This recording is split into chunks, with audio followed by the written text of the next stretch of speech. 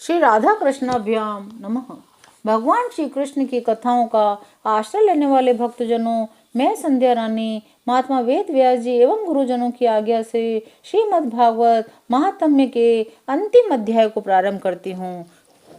अंतिम अध्याय श्रीमद् भागवत का स्वरूप, प्रमाण, श्रोता वक्ता के लक्षण, श्रवण विधि और महात्म्य। शौनकादि ऋषियों ने कहा, सूत जी, आपने हम लोगों को बहुत अच्छी बात बताई। आपकी आयु बढ़े, आप चिरंजीवी हों, चिरकाल तक हमें इसी प्रकार उपदेश करते रहें। आज हम लोगों ने आपके मुख से श्रीमद् भागवत का अपूर्व महात्म्य सुना है। सूत जी, अब इस समय आप हमें बताइए, श्रीमद् भागवत का स्वरूप क्या है, उसका प्रमाण, उसकी श्लोक संख्या, उसका किस विधि से श्रवण करना चाहिए, श्रीमद् भागवत के वक्ता और श्रोता के क्या लक्षण हैं।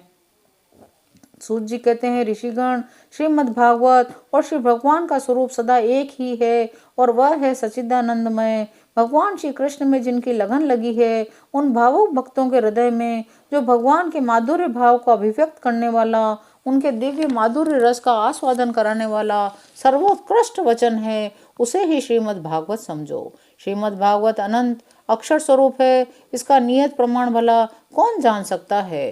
पूर्व काल में भगवान विष्णु ने ब्रह्मा जी के प्रति 4 श्लोकों में इसका दिग्दर्शन मात्र कराया था। इस भागवत की अपार गहराई में डुबकी लगाकर इसमें से अपनी अभिष्ट वस्तु को प्राप्त करने में केवल ब्रह्मा, विष्णु, शिव आदि ही समर्थ हैं, दूसरे नहीं। परंतु जिनकी बुद्धि आदि वृत्तियां परिसीमित है, ऐसे मनुष्यों का हित साधन करने के लिए श्री व्यास जी ने परीक्षित और सुखदेव के संवाद के रूप में जिसका गान किया, उसी का नाम श्रीमद् भागवत है। इस ग्रंथ की श्लोक संख्या 18,000 है। इस भव सागर में जो प्राणी कली रूपी ग्रह से ग्रस्त हो रहे हैं, उनके लिए श्रीमद् भागवत ही सर्वोत्तम सहारा है। भगवान श्री कृष्ण की कथा का आश्रय लेने वाले श्रोताओं 2 प्रकार के माने गए हैं, उत्तम और अधम।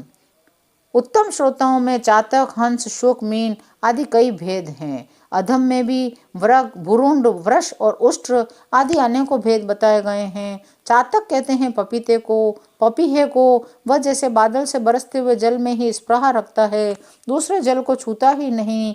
उसी प्रकार जो श्रोता सब कुछ छोड़कर केवल श्री कृष्ण संबंधी शास्त्रों के श्रवण का व्रत ले लेता है, वह चातक कहा गया है।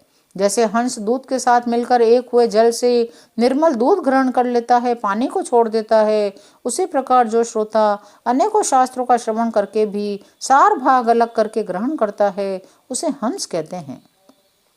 जिस प्रकार भली भांति पढ़ाया हुआ तोता अपनी मधुर वाणी से शिक्षक को पास आने वाले दूसरे लोगों को प्रसन्न करता है, उसी प्रकार जो श्रोता कथावाचक व्यास के मुंह से उपदेश सुनकर उसे सुंदर और परिमित वाणी में पुनः सुना देता है, व्यास एवं अन्यान्य श्रोताओं को अत्यंत आनंदित करता है, वह शुक कहलाता है। जैसे क्षीर सागर में मछली मौन रहकर अपलक आंखों से देखती हुई सदा दुग्ध पान करती रहती है, उसी प्रकार जो कथा सुनते समय निर्निमेष नयनों से देखता हुआ मुंह से कभी एक शब्द भी नहीं निकालता, निरंतर कथा रस का ही आस्वादन करता रहता है, वह प्रेमी श्रोता मीन कहा गया है।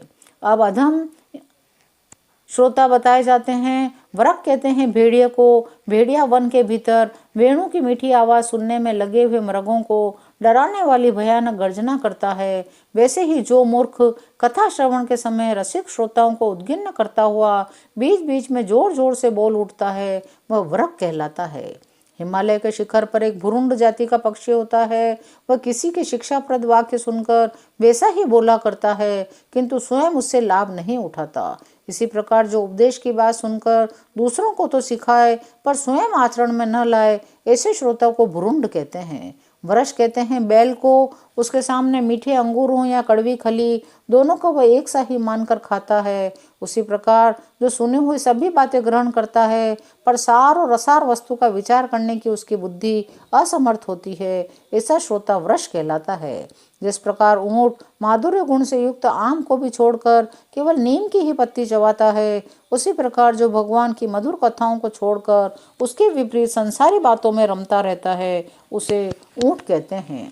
विप्रगण, अब मैं भारतवर्ष की भूमि पर श्रीमद् भागवत कथा का सेवन करने के लिए जो आवश्यक विधि है उसे बताता हूँ। इस विधि के पालन से श्रोता की सुख परंपरा का विस्तार होता है।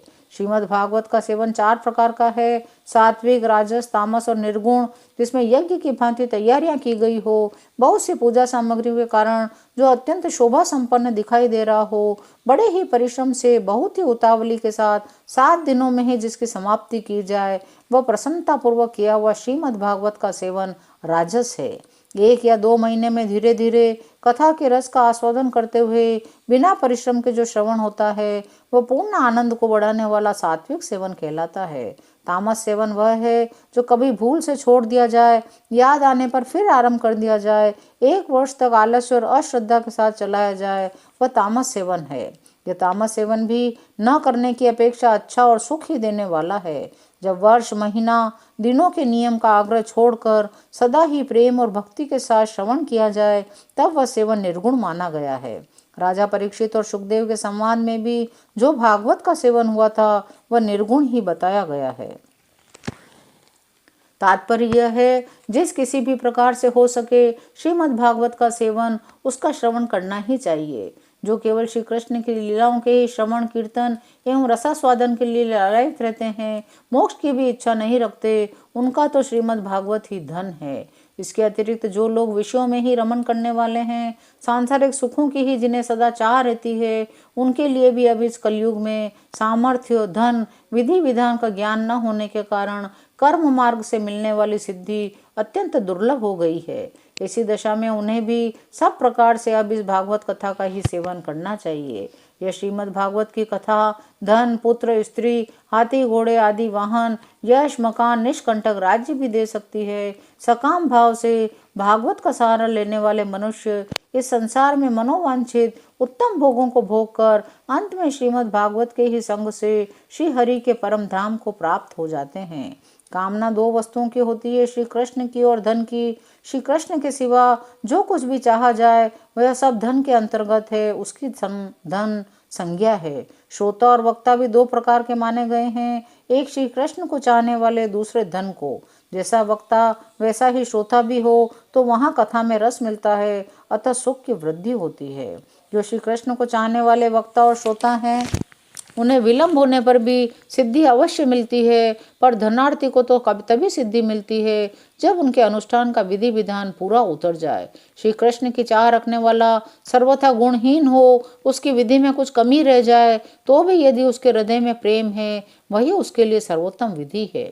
सकाम पुरुष को कथा की समाप्ति के दिन तक स्वयं सावधानी के साथ सभी विधियों का पालन करना चाहिए। प्रतिदिन प्रातःकाल स्नान करके अपना नित्य कर्म पूरा करे, फिर भगवान का चरणामृत पीकर पूजा के सामान से श्रीमद् भागवत की पुस्तक और गुरुदेव का पूजन करे। इसके पश्चात अत्यंत प्रसन्नता पूर्वक श्रीमद् भागवत की कथा स्वयं कहे अथवा सुने। दूध या खीर का मौन भोजन करे, नित्य ब्रह्मचर्य का पालन करे, भूमि पर शयन करे, क्रोध और लोभ आदि को त्याग दे। प्रतिदिन कथा के अंत में कीर्तन करे, कथा समाप्ति के दिन रात्रि में जागरण करे, समाप्ति होने पर ब्राह्मणों को भोजन कराकर उन्हें दक्षिणा से संतुष्ट करे। कथावाचक गुरु को वस्त्र, आभूषण आदि देकर गौ भी अर्पण करे। इस प्रकार विधि विधान पूर्ण करने पर मनुष्य को स्त्री, घर, पुत्र, राज्य, धन आदि जो जो उससे अभिष्ट होता है, वह सब मनोवांछित फल प्राप्त होता है। परंतु सकाम भाव बहुत बड़ी विडंबना है, वह श्रीमद् भागवत की कथा में शोभा नहीं देता।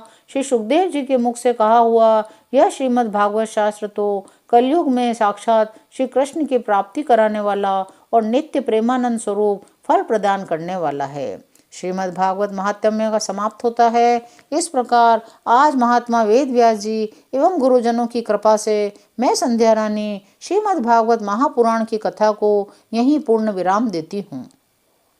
श्री कृष्ण की कृपा से यह कथा जो मेरे द्वारा सुनाई गई है, हम सभी को मनवांछित फल देने वाली हो, हम सभी का कल्याण करने वाली हो। कथा सुनाते समय मुझसे कई त्रुटियां हुई होंगी, उम्मीद करती हूँ आप मुझे क्षमा करेंगे। शीघ्र ही हम अगली कथा में फिर मिलेंगे। जय श्री कृष्ण, जय श्री कृष्ण, जय श्री कृष्ण।